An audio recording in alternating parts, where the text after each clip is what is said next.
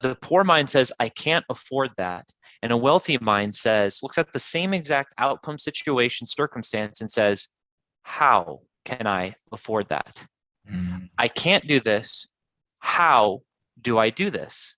And don't ask, and the wealthy mind doesn't just ask that one time or two times and then magically create the idea.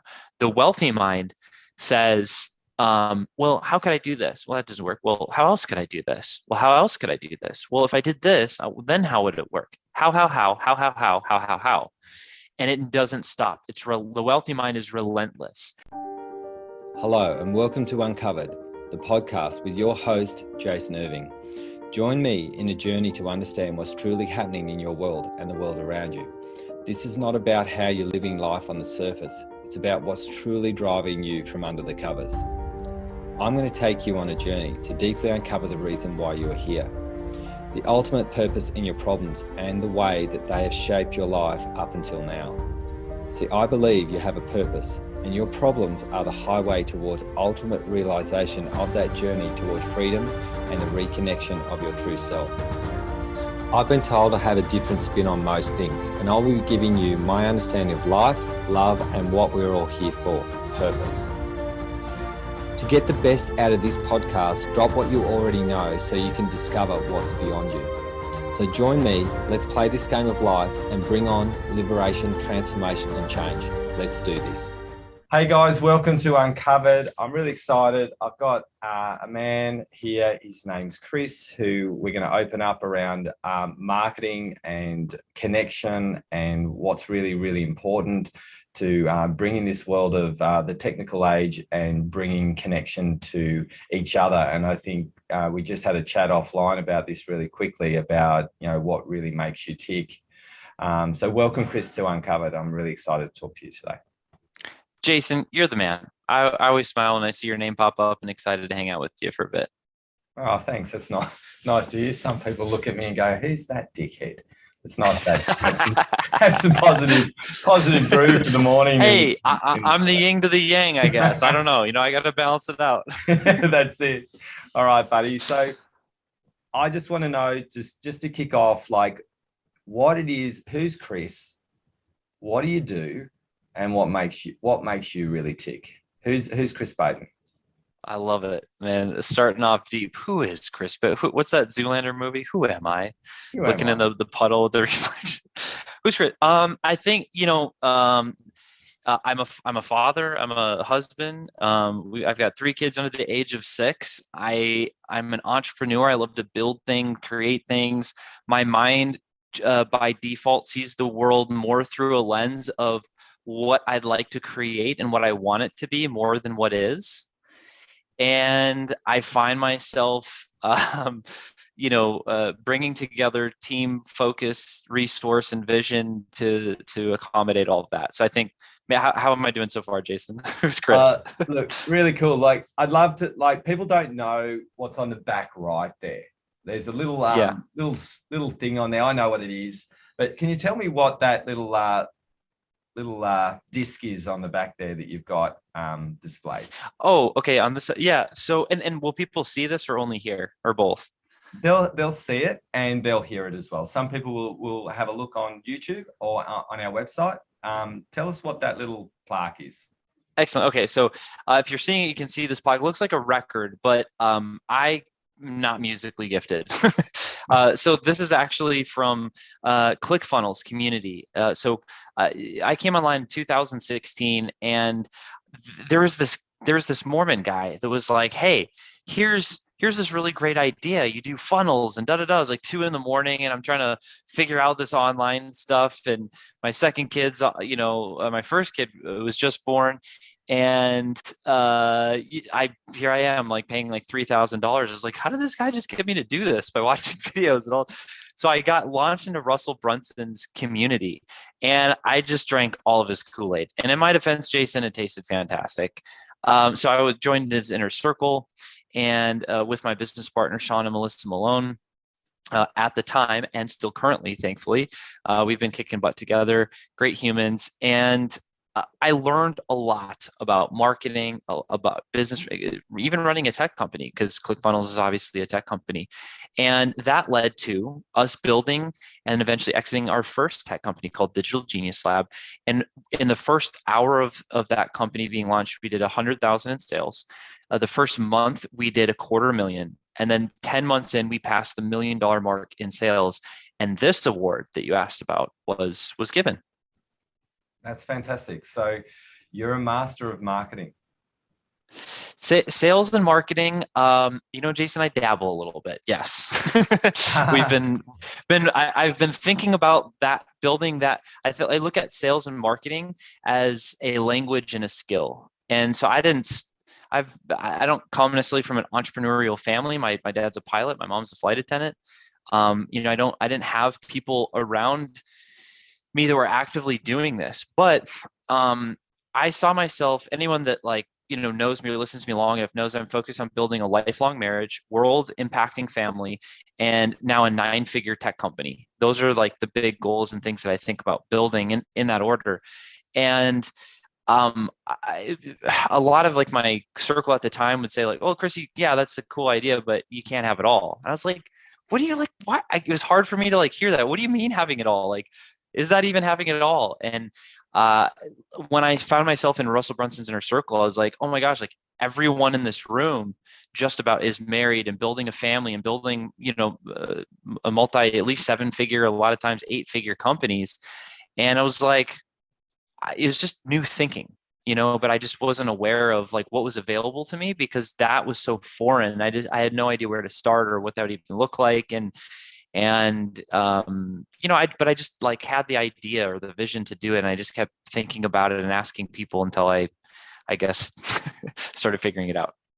Yeah. And I love this because a lot of people get told this, don't they? They get told, hey, you can't build something that you have an idea around. And yeah, you're a big thinker, Chris, like thinking that 9-figure tech company is something that most people who are listening right now would just be like, oh my God, like I'm just trying to get $100,000 in my bank account because the average wage in America and Australia is actually really low, right? It's probably the average is about 55K in Australia per year. And so a person who, most people who would listen to this would be thinking, oh my God, like how, what, and why? But when you've got something really important, what drives you to actually get your tech company to that level? What's the real burning resource in your heart that's saying, I want that to happen? Yeah. No, I appreciate that question. Let me hit that question, and then right before, there's one other thing I want it's coming to me as you were asking that, and it's like, you want to know a secret? Anyone listening to this, specifically on like the 9-figure tech company, we're currently not. FlowChat is currently not a 9-figure tech company, meaning doing $100 million per year in sales. But that is my next target. And it scares the hell out of me. Yeah, I love that. And so I think it's important. Because you're asking what makes me tick, and I'm going to take you on everyone here listening, watching, on a short little journey. I wish more people would have told me this sooner in life, and it starts kind of with a story, and the story was when I was 24, and I just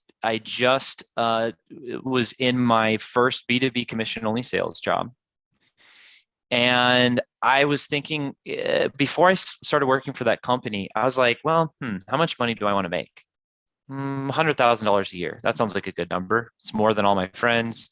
And, so maybe not like the best reasoning, but that was my thought at the time.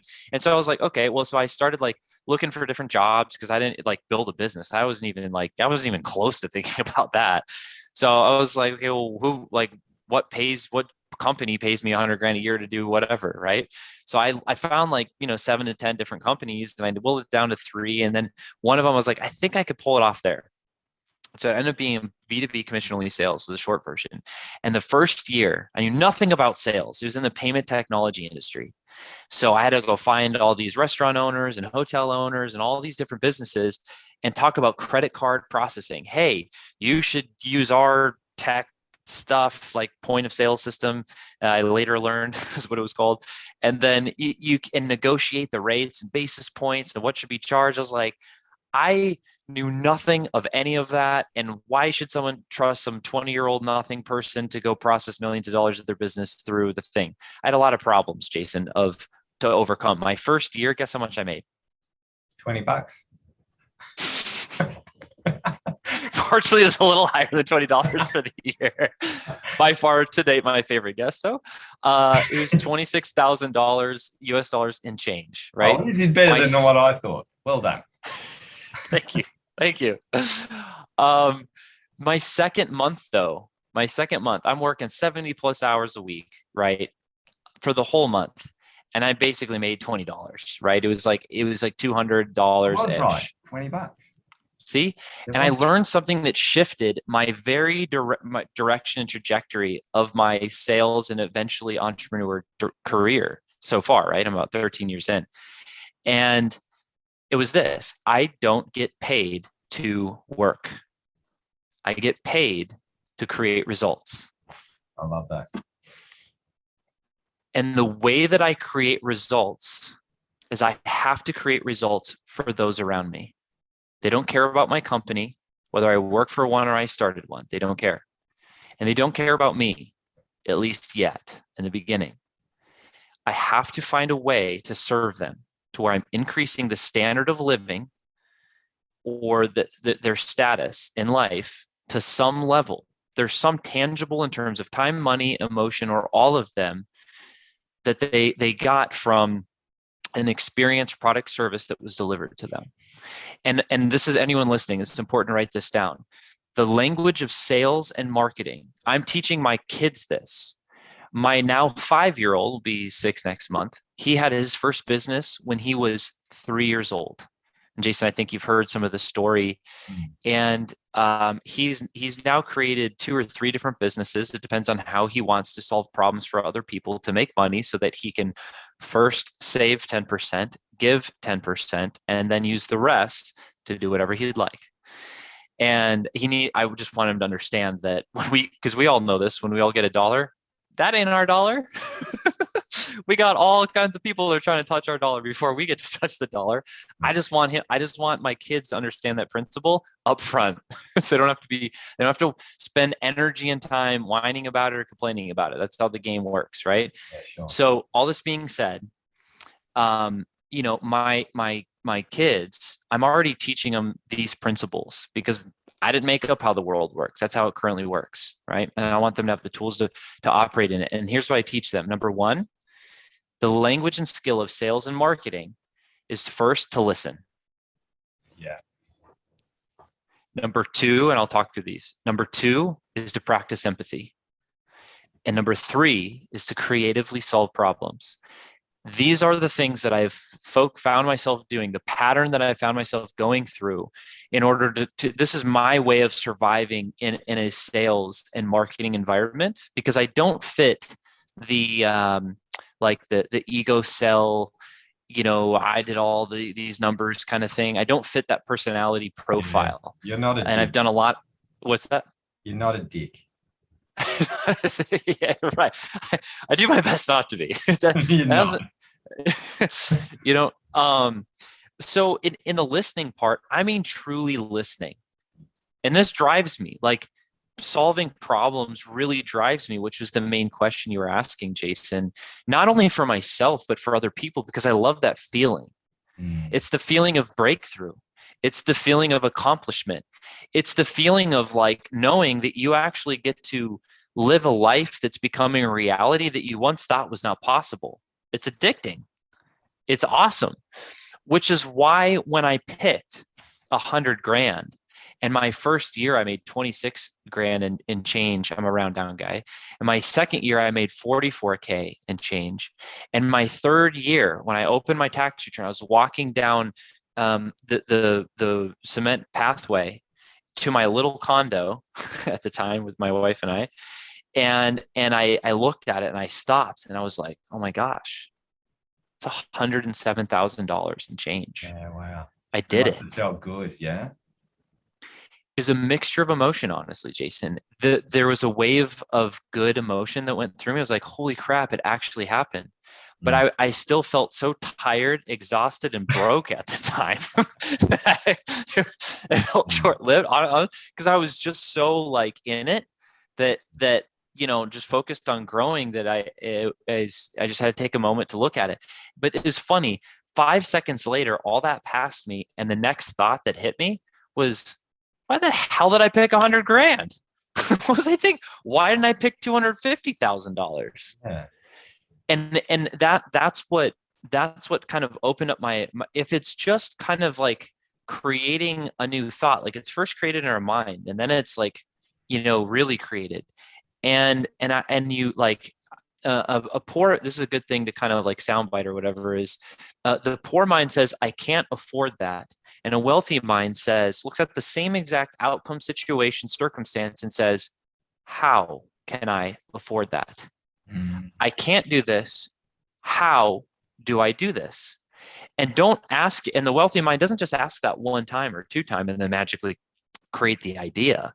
The wealthy mind says, well, how could I do this? Well, that doesn't work. Well, how else could I do this? Well, how else could I do this? Well, if I did this, then how would it work? How?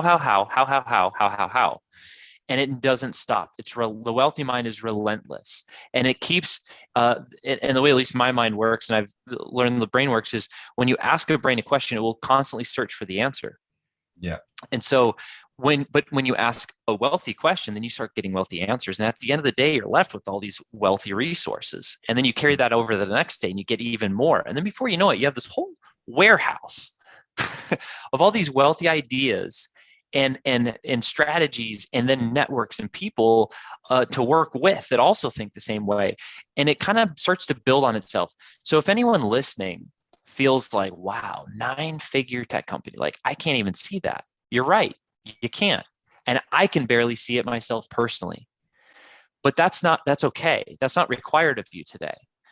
It's important to just know that when you start thinking the right thoughts and asking the right questions, you will grow. After we did actually, you asked about the story, $1 million in sales in 1 year for that company, which I had never ever done before. That was crazy to me. I was like, what? When our partners were growth is painful. There's a lot of, that speed. There's a lot of new skills that I had to learn at the time, and I'm working crazy hours. I'm having my second kid at the time. My body's falling apart. My heart's not beating right. I'm going to the hospital getting blood work. I have ulcers on my tongue. Like there was actual pain, that was because turns out, Jason, I need to sleep and I need to eat. And I was like, oh, okay, and go to the bathroom. Like, so we're just going to put a pause on this. I want the listeners to realize this.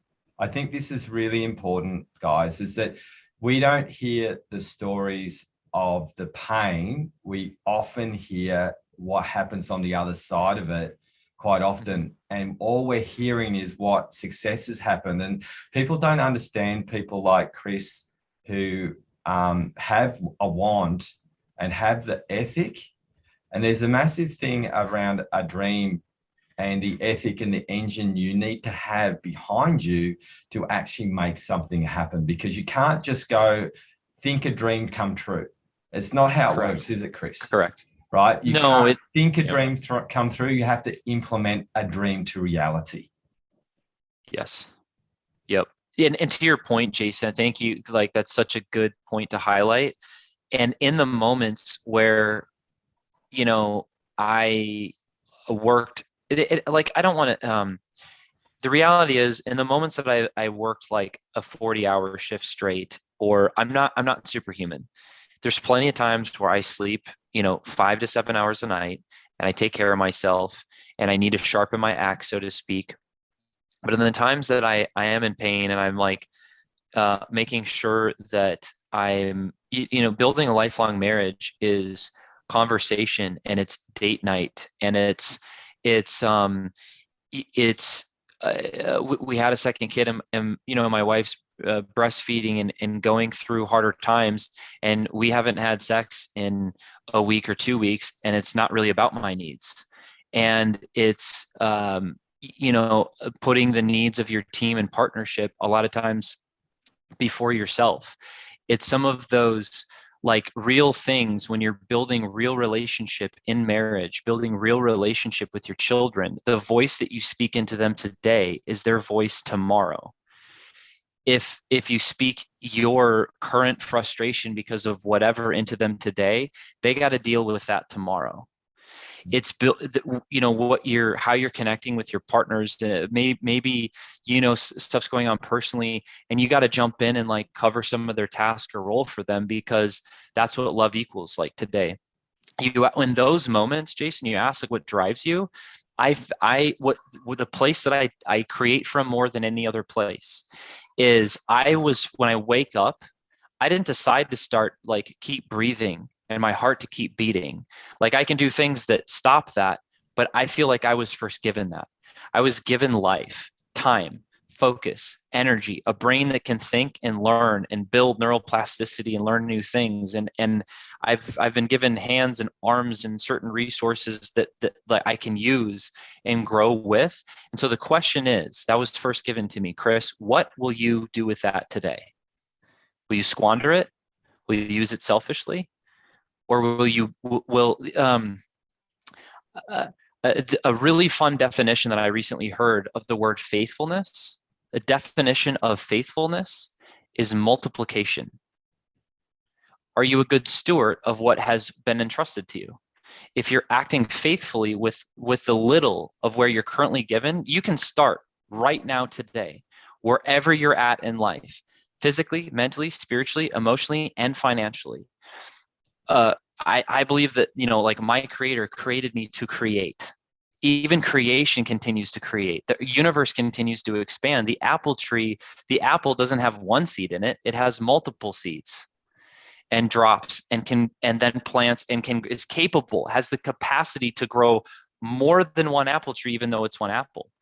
And so these are some beliefs and wisdom and principles that I've stumbled across that were already put in me. I don't have all those answers, but I feel that I was at least first given life. And what is the story that I'm writing, and what is the story, and how am I giving and contributing with what was first given to me? I love that. That's some deep, heavy stuff. But that is the real answer, though. Well, I think it's really important. Like philosophically, like you can build something, right, and make it work, and make a 9-figure business, but to what point, right?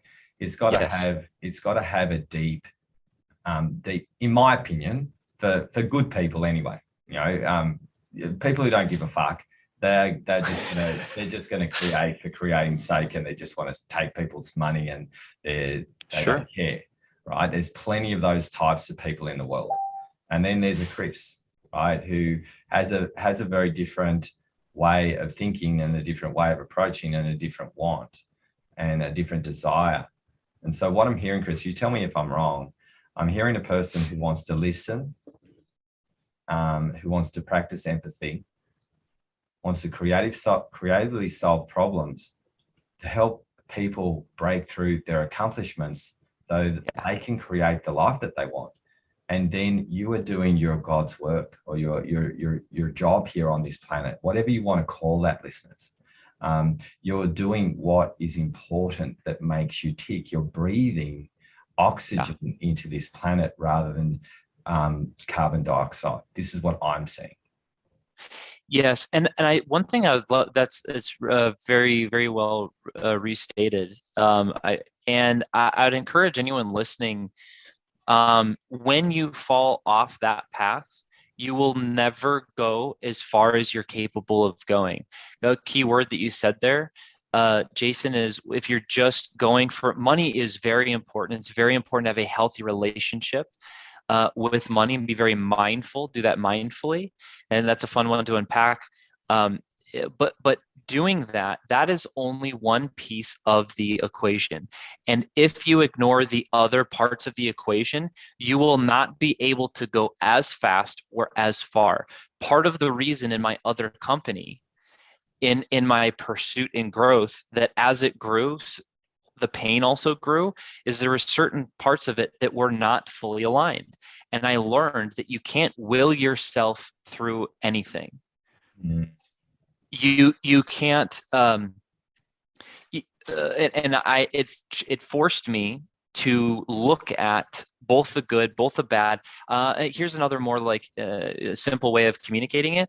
If you know how you're like, oh, well, today it's not quite right, but if I can just do this, then I will have. Yeah. If I can just get here and this, then this will happen and it will be better. Mm-hmm. And the answer is no, it will not. Yeah, exactly. Peace is available today in the present.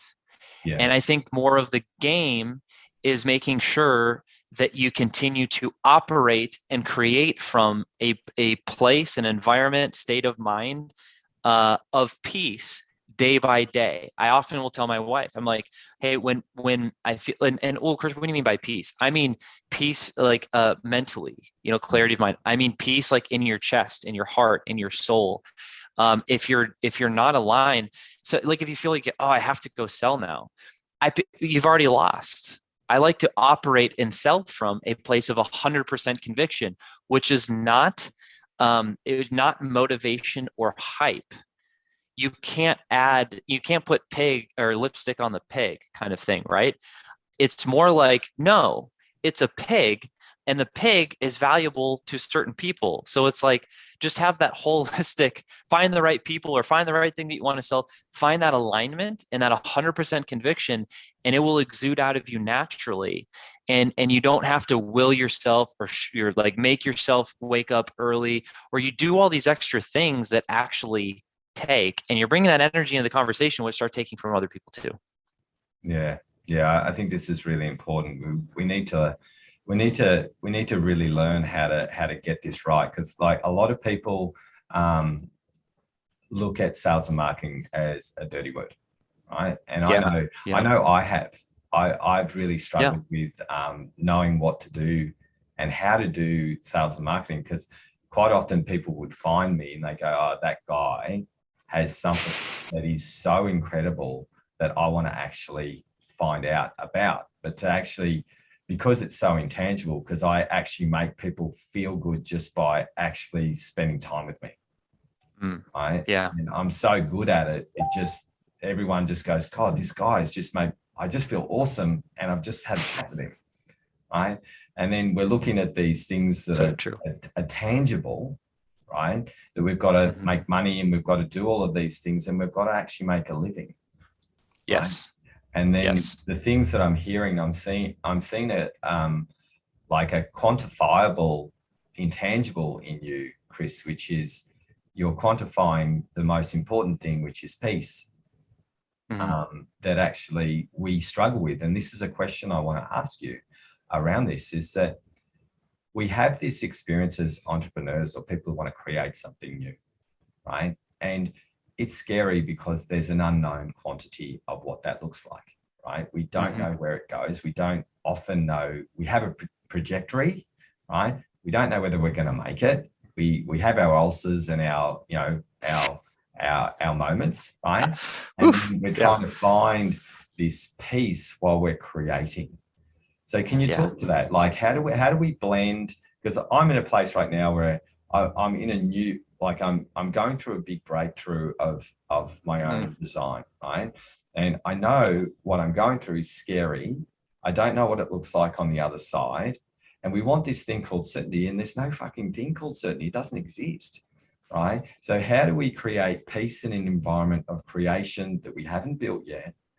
And there is pain, and how do we get all that? How do we do that together? Because we don't do it well. All of us struggle to actually get that peace through the movement. I think we do it in bits and spurts, and then all of a sudden the pain comes again, and we feel like we're engulfed and a rock is on our shoulders.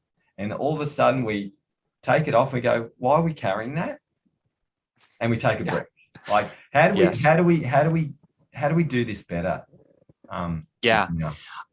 I think what you mentioned, there's two things that come to mind very clearly. One is to know that the journey involves some of that pain and those roadblocks, and know that that is okay. Though those are the roadblocks or the bumps or the signs that are there for you to communicate, like with you, to you, of what needs to be adjusted. If it didn't hurt, let's be honest, we're not going to pay attention. Like if we could eat just whatever we wanted to, and there was never like a gut or like health implication, why would we ever stop doing it? We're like, let's push this pleasure button as much as freaking possible and ride this out. Sometimes we know and we still do it, right? Now, all this being said, I think oftentimes it's like, oh shoot, I'm feeling resistance again, or this thing, and I need to stop and question everything, and I'm going the wrong way, or know that is, what if it's for you? What if it's for you? Now, the second piece of it is when that happens, write stuff down. Write it down, okay? Because it's very easy for us to get overwhelmed, and we feel things. Not all the time, but 90% of the time, when you spend that time, ideally early in the morning or maybe later at night, or both, and you just write down just dump everything you can possibly think of that's not going right, that's bothering you and on you. A lot of times it's like, oh, I guess it's really only like 3 things. Some of the time you write down like this whole list, like it's like, well, okay, well actually that one's not too important for this month. You do that next month, or maybe like never. That doesn't really matter. Okay, and you kind of, it's like really, actually, it's really just this one. It is a process that hopefully everyone listening has gone through before. But if not, or you don't do it consistently, it will change your life. And all you need is a pen and a paper. Or maybe just like the notes on your phone. But when you go through that process, I do that almost daily. Yeah. What parts went right today? What parts felt uncomfortable? I've learned to respect that inner intuition more, because I understand how expensive it is to spend time out of having that peace, and how quickly it can change to access the peace again. And now I'm thinking clear. I make decisions faster. I complete task quicker. It's more fulfilling and exciting. Sales increase because that's what people get to be a part of, that energy and that process more so. And it is a daily, weekly juggle. It's not it's not a top of a mountain a destination that you land on, but it's a tool that you get to use daily to help you create with. Yeah, look, I love having chats with Americans. And I'm going to tell you why, right? Australian people can be naturally quite negative, right? In the way that our attitudes, it's like a convict mentality. Anytime someone's successful, we bring them down. It's starting to change. My generation does that, right? When I hear the attitude of American people around their problems, right? The ones that I've spoken to, obviously I'm not talking about the whole of America. There's obviously complainers everywhere. But it's the way that you handle the problems is an amazing positive spin with an attitude, right? And I think this is really, really essential for listeners, especially in Australia, to be thinking more American. And I've had a chat to some people who do hybrid coaching, right? So they talk about the Australian people cohorts that they look after, and the Americans. And there is a vast difference. American people think bigger, right? It's built in your reservoir to be thinking bigger and to actively participate in a way that when life is hard, your attitude is actually still affronted with a let's do this, let's make it happen, we'll get there. And it's such a special quality. And I've said this to a lot of the Australian people to say, you need to have a little bit more America in you, because your flag represents a positive, a want to better, a want to expand, and a desire to become the greatest asset that you can be, which is your best self, right? And this is what I've seen with the attitude of the Americans that I've spoken to, who are doing the entrepreneurial game. You're all the same. There's always a way through this.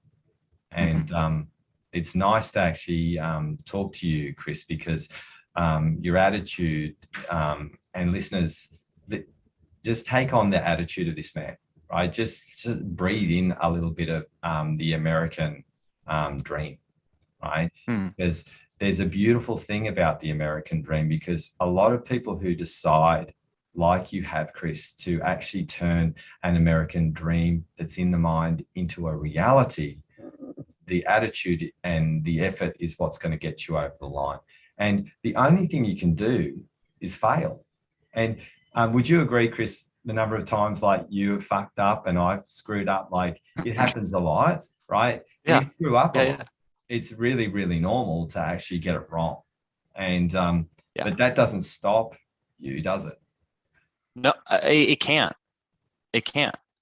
There's two different things that need to be completed right now as I'm talking to you that people are waiting for me on.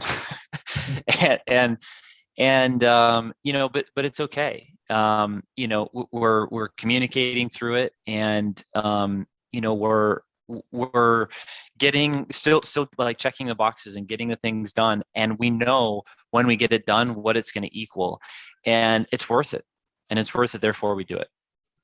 I love that. Now, go ahead. I want to ask you another question around this, is that, you know, you've got a lot of people say, hey, I've got kids, it's all too hard. You got 3 kids under 6, right? That's just that is hard, right? Just that's feels like it a lot of times. It's bloody hard. Right? To do it well, And then we're looking at a person who has the entrepreneurial game. You're also looking after your children's future around how they think around money and valuing commodity already. How do you handle that balance? Like, how do you get that right from a person saying, well, you know, I have to look after my kids today, I can't do it, to a person who says, well, I'll look after my kids and I'll make it happen? So I think it first starts with, what are you committed to? It's you know, it's not going to be, what do I feel like? It's going to be, what am I committed to? Because what you're committed to is what will happen, and you'll find that way. So, for example, you know, we homeschool. Beth's parents, my wife, her parents don't live. We live in Las Vegas, or technically Henderson, but you know, everyone knows where Vegas is typically. That's in the state of Nevada, and her parents live in a different state, about 5 hours away. My parents live in Montana.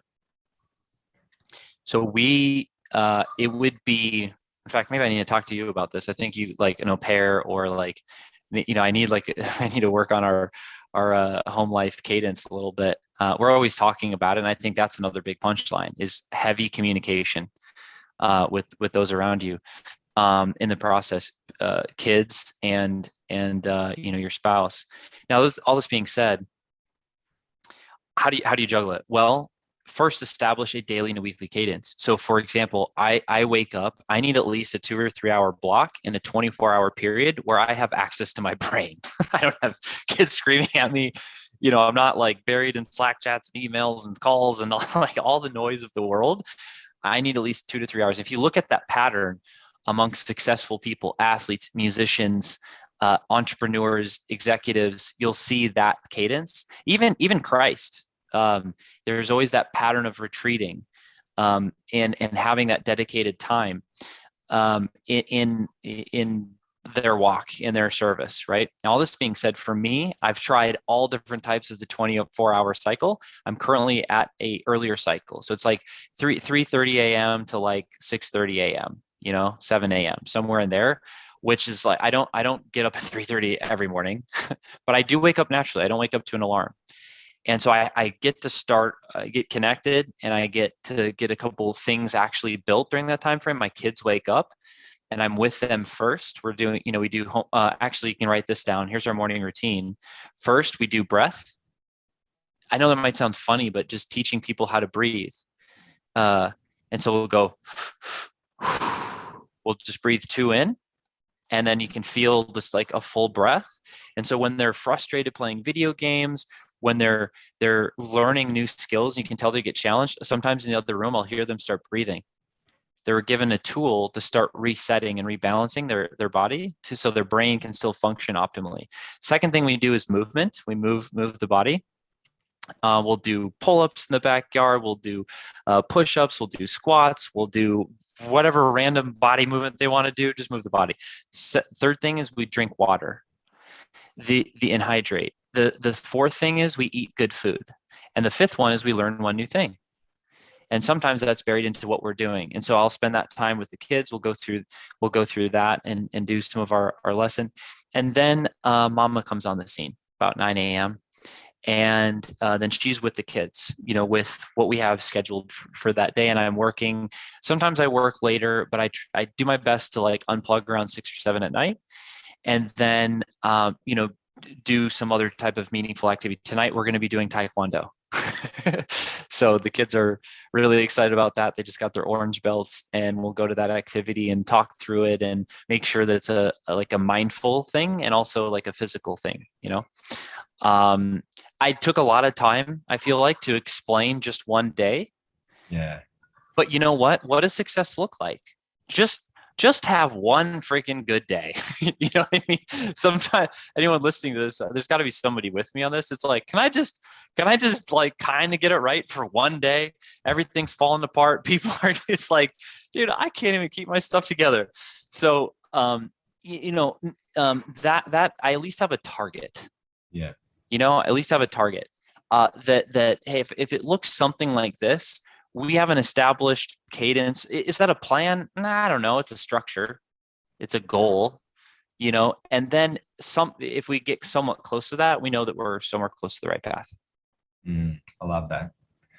So tell me, with what you do, you've got this amazing, software that you use, your marketing and sales. Can you tell the listeners about, what that's about? Like how did that come to fruition, and what is it that you do for people to help them build their ability to do sales and marketing in an easier way? Yeah, that's a great question. The first one was, how did this come about? Well, it came about from just solving our own problem. And so we had a mastermind, which you're familiar with, and we're like, how do we connect with more people and tell more people about our mastermind? And this was, a while ago. And so we're like, should we do a webinar? Should we do, a podcast? Should we do paid ads? Should we do a challenge or a summit? Or like, what do we do? Like, what if we've done all those things, but like, what if we just talk to people? Like reach out, qualify them, like on Facebook, like go on Facebook groups or on Instagram, follow different hashtags and look at some different influencers, or go on Twitter or LinkedIn. And we're like, where do our people exist? We can kind of get a feel for who's the right person, who's not the right person. What if we could identify them up front? What if we just start outreaching to them and engaging with them? Or maybe there's a mutual friend that ends up connecting us, just like it happens naturally in real life. And what we found was it worked really well. And then we were faced with another problem, Jason. It was really manual. So we put a spreadsheet together and we put teams in place, and it was just like this whole thing to follow. And so naturally, we just turned those processes into tech, into software to make it go faster. And so the essence of FlowChat is being able to go on Facebook and import, Facebook group members. It's being able, the people that are liking your content, posts on Facebook, we can import all the people that are liking your content already and just put them into a step-by-step sales process where like a direct message campaign. So we're able to import all these people in just a couple clicks and outreach to them via DM, or maybe people are coming to us and we're like, shoot, they're coming, like all these people are messaging me. I'm getting all this influx of of people, like, I can't keep up with all this. We can just import that whole list and make sure that no one gets left behind. No one slips through the cracks. In fact, there's somebody, Fabi, she's runs a branding agency. She's doing about $40,000 a month in sales, and she was doing paid ads to Facebook group to call. That was her sales process. But she's like, I know there's so many people in my group. I don't even know who's who, and I'm not reaching out to all of them. So what we ended up doing was installing FlowChat. She had a clean and clear system of importing people and then making sure step by step that everyone was being reached out to. In her first 2 months, she did over $200,000 in sales. I love that. It was a massive increase because there was low hanging fruit. There needed a little bit more structure there, and so that's one box that FlowChat can check. And of course, we're using FlowChat to sell FlowChat. Eat your own cooking, right? Yeah, so that's cool. And I love the fact that there's a process that we can use, that people can use to get support to know how to do that sales and marketing thing. Because I think for people who are wanting to find their people get lost in the whole, hey, you've got to do this, hey, you've got to do that, and hey, you've got to find another thing, and it gets really, really confusing for people. And I know that from my own personal experiences. I've tried lots of things, and a lot of them haven't worked.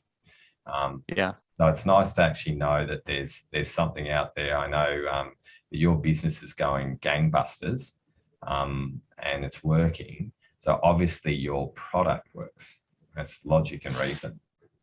Yeah, and one one of the big things, it might sound kind of harsh, but it's kind of the filter I've run any like product and service through, or company or business that I've built.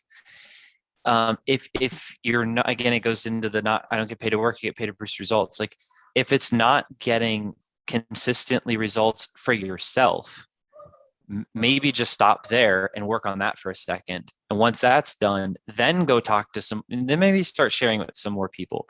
Seth Godin, a marketer that I really respect, he said, if you have 10 ideal people and at least 7 of the 10 people aren't walking away from the experience they have with your product and service and sharing it with more people, you have nothing.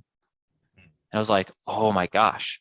So think about it. If you could this is another fun framework. If you could only sell one more person, the whole likelihood of your business surviving is dependent on the next customer that you sell. And they're not so pleased and so exuberant about the experience of your product and service, and they don't tell other people that your company lives and dies with that person. What would you sell them?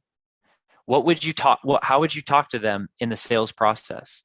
How would you deliver after they purchase something? How long would it take? And you start thinking through it with that lens, and you start creating this like a better and better and better and better product and service and experience to where it's so good that people can't help but talk about. Like, Jason, I don't think we haven't caught up for a second. Somebody has got a tattoo of FlowChat on their body. Are you serious? Yes. Awesome. If anyone goes to my like Facebook feed, just my profile, and scrolls down there, I did an interview. Like, the guy's in the chair, right? He puts his head like in the hole, and then he's like laying there. He's getting a tattoo on the back of his left tricep, and I like go under the chair to like interview him. He flew into Vegas, and he got a tattoo of FlowChat on his arm. And so, number one, that's just funny. Like, I don't have a tattoo of FlowChat on my body. But he's like, if you can do these 3 things, Chris, like, I would get a tattoo. And I was like, I just need you to know that this is being recorded, and what you just said is legally binding. What body part? His name is also Chris. I was like, what body part is this tattoo going on? And so we predetermined it. I'm texting my developer. I'm like, can we do this? I was like, so we built it, and he was like, he was so excited, and he got a tattoo. And the reason I'm sharing this story is, if you have a poor experience, the first thing you do is not tattoo the icon on your body. No, that's right. You see? But even we're a software company. Who gets so excited about software that they put a tattoo on their body? It's because the experience and what we're really giving people is not software. We're listening to them. on what they're actually trying to accomplish and the impact they're trying to make. We're practicing empathy on what is it actually, just for 2 seconds, what does it feel like to be them? And when they hit their goal, what would that actually feel like? And be on a human level, you can kind of start connecting to the person, understanding, and like be excited with them and creatively solving problems. In this case, there were certain tech things, logistics that we needed to execute on. And that particular company is a media company. They ran they did $1 million in like their 5-day challenge, and they used FlowChat to be a part of that process. And they were so excited in that experience that they're like, FlowChat for life, apparently. And so it's the experience that people have. That's the art. Business is just a systematic way of delivering a product or a service. But the experience of how that happens is the art in business. And what's created from the heart is felt by the heart. And that's irresistible. We all are, addicted to stories and connection, and we need it. We're built for it. Yeah. So it's that powerful. Well, Chris, I really want to thank you for jumping on Uncovered today and giving us a really clear picture about sales and marketing and what makes you tick, and how you want to deliver connection and help people break through their accomplishments in this world. And you can see, listeners, that this guy's not just doing it for beer and Skittles. He's got a really important philosophy with his family, an amazing attitude, and a great way of experiencing life. So listeners, I'd love it if you would be able to like and share this Uncovered podcast. For people who might want to get in touch with Chris, we'll put all of his details around FlowChat and how to get in touch with his company in the show notes. And Chris, I really want to thank you for your time today. Jason, I appreciate you. Thanks everyone for listening as well. Thanks so much for listening to our podcast. We really appreciate you, and we really appreciate your time, because time is so valuable. What we'd love you guys to do, if you like this podcast, if you could share it with your friends, and also our website address for the podcast is www.wellnessbreakthroughacademypodcast.com. Our website is www.wellnessbreakthroughacademy.com. We have a free Facebook group called Wellness Leadership Evolution, so search for that. I'd love it if you could add me as a friend on Facebook. I don't buy it, so add me as a friend. And if you want some help and you would really like some support from us in the Academy, jump in. We have a process. You can do a break-in call to connect in with us. We do small courses. We have lots of things that we share. So we'd love the opportunity to give you a chance to change your life and turn it into a free one. You are one transformation away from change. Come and catch up.